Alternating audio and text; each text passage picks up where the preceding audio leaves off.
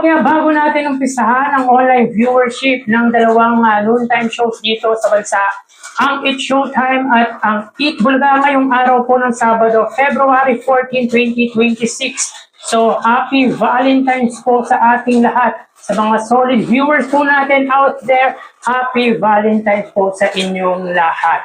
At naway nasa mabuting kalagayan po kayo habang pinapanood niyo po ang video ko na ito. So yun nga po mga kaparokya, ang tatalakayin po natin ngayong araw ay patungkol nga po sa naganap sa Eat Bulaga. Well mga kaparokya, upon watching sa It's Showtime ay yung mga usual na nangyari lamang po or ginagawa nila sa kanilang pananghaliang programa. Ganun din naman po sa Eat Bulaga, nga lang ay mas makwela ang nangyari sa pananghaliang programa ng Iconic Trio. Sino sa inyo nakapanood sa Sugod Bahay sapagkat nakakatuwa at nakakatawa mga kaparokya ang nasugod sa barangay ng Eat Bulaga. Ang kulit mga kaparokya ni Nanay na tindera nga po or may-ari nga po ng isang karinderya. At talagang hindi ka po maboboring mga kaparokya sapagkat napakakulit nga po ng winner nga po sa Sugod Bahay. Samantala mga kaparokya, sa The Age is Right, isa na naman pong kwelang komedyante ang naging guest or naging participant sa nasabing segment at yan nga po ay walang iba kundi si Isko Salvador. Si Isko Salvador mga kaparokya ay isang kilalang writer at of course mga kaparokya isang kilalang artista. So, yun nga po mga kaparokya, nagpatawa at nagbigay saya nga po siya sa pananghaliang programa ng Iconic Trio. Naging guest din po sa nasabing segment ang DJ na si DJ Rocky. At yun nga po mga kaparokya, in-explain or nagbigay nga po siya ng kanyang experiences bilang isang magulang. So yun nga po, happily married nga po pala si DJ Rocky at nagbigay ng some advices sa mga anak at sa pamilya. And of course, ang isa nga po sa naging guest sa nasabing segment ay si Crazy. Ito po ay performer o nagpe-perform sa mga comedy bar.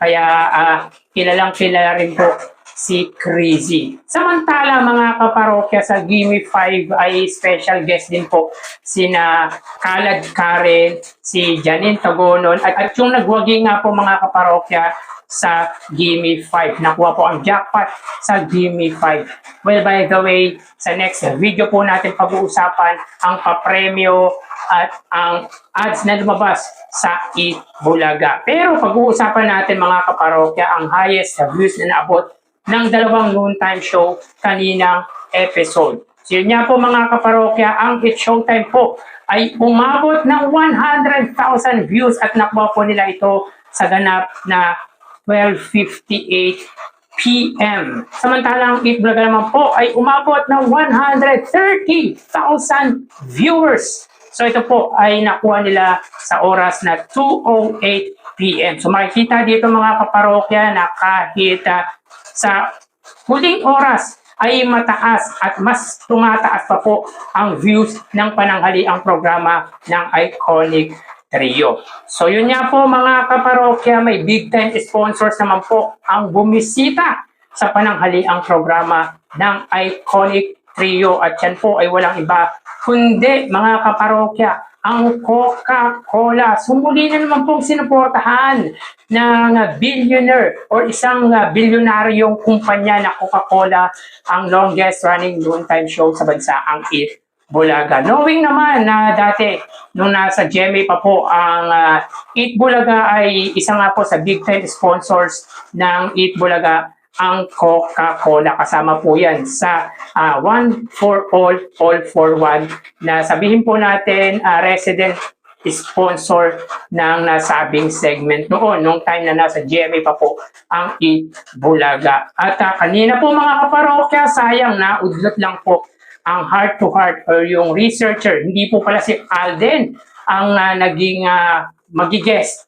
Well mga kaparokya, sa umpisa pa lang naman po ay alam naman po natin na imposible po talaga na mag-guest si Alden Richards sa Eat Bulaga sapagkat alam naman po natin na very loyal ito sa GMA Network. At yun nga po mga kaparokya, si Raisa May Dizon po pala ang researcher or yung guest researcher sa nasabing segment. At kung makikita ninyo mga kaparokya, ang popogi ng mga pipiliin ni Raisa May Dizon. Matatangkad nga mga kaparokya kung tutuusin. Kaya sayang mga kaparokya na ubusan lamang po ng oras ang Eat Bulaga. Samantala mga kaparokya, sa Eat Showtime naman po, wala naman po usual na nangyari. Kumbaga, nag-opening number lamang po mga host at na yung segment nito na laro-laro pick na kung saan mga kaparokya ay magkakasintahan ang naglaro sa nasabing segment. Of course, yung regional finals mga kaparokya ng Eat Showtime. Pero mga kaparokya,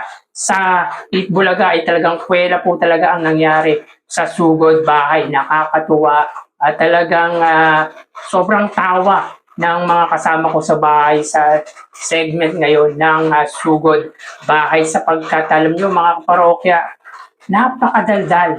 Pero at the same time mga kaparokya ay meron din naman pong malungkot na kwento si nanay, sapagkat meron niya po itong karamdaman. Meron niya po siyang diabetes at meron din po siyang high blood. Ganun din po ang mga mahal niya sa buhay tulad ng kanyang mga kapatid na bulag nga po at meron din pong dinadialysis na kapatid. Pero mga kaparokya, ibang klase po ang nangyari sa Eat Bulaga kaninang episode. So sa mga viewers natin dyan sa Eat Bulaga, mga solid viewers ng Eat Bulaga, malamang sa malamang ay isa po kayo sa humalaghak sa katatawa sa Sugod Bahay. Talagang kasi nakakatuwa at nakakatawa si nanay na naglaro nga po or nanalo nga po sa nasabing segment. Kanina rin po mga kaparokya, nagkaroon din po ng segment na Bulagaan. At yun nga po mga kaparokya, yan naman po ay isa sa mga usual na segment ng Eat Bulaga every Saturday edition. So yan po ang update natin for today's para sa dalawang noontime shows ngayong araw po. So tara ating alamin ang online viewership ng dalawang bigating noontime shows. Para sa Eat Bulaga under TVJ Facebook page na may 3.9 million followers. So nadagdagan na po ang followers ng Eat Bulaga Facebook page from 3.8 million ay naging 3.9 million na po. Samantalang ang Showtime na may 19 million followers. So sa oras na 1:27 PM ang Showtime po ay may kasalukuyang segment na Laro-Laro Pick. Ito po ay yung jackpot round ng Laro-Laro Pick. By the way mga kaparokya, happy Valentine's po sa ating lahat. So sa mga viewers natin dyan, happy Valentine's po sa inyong lahat. At para naman po sa Eat Bulaga, sila po ay may segment na Gimme 5 or The Age is Right. So dito may kita po natin ang Showtime ay may 4,200 viewers, samantalang ang Eat Bulaga ay may 3,200 live viewers. So again, as of 1:27 PM, ang Showtime po may 4,200 live viewers at ang Eat Bulaga naman po may 3,200 live viewers. So dito ang pagdating sa views online sa Facebook Live ang Eat Showtime against sa Eat Bulaga. So magawi tayo sa TV Network YouTube channel ng dalawang noontime shows. Para po sa Eat Showtime under GMA Network YouTube channel na may 40.9 million subscribers. At sa Eat Bulaga naman po under TV5 YouTube channel na may 2.72 million subscribers. So sa oras na 1:28 PM ang Eat Showtime, sila po ay may 29,000 viewers under GMA Network. At ang Eat Bulaga naman po under TV5 ay may 22,000 viewers. So again sa oras na 1:28 PM ang Eat Showtime po under GMA Network, sila po ay may 29,000 viewers. At ang Eat Bulaga naman po under TV5 ay may 22,000 live viewers. So dito may kita po natin na ang pagitan po ng dalawang TV network ay 7,000 at pabor po yan sa GMA Network. So magawi tayo sa main YouTube channel ng dalawang noontime shows para po sa Eat Showtime under ABS-CBN Eat Showtime na may 2.77 million subscribers. At sa Eat Bulaga naman po under Eat Bulaga TVJ YouTube channel na may 1.77 million subscribers. So sa oras na 1:29 PM ang Showtime, sila po ay may 98,000 viewers or 99,000 viewers. Ang Eat Bulaga naman po, sila ay may 125,000 viewers.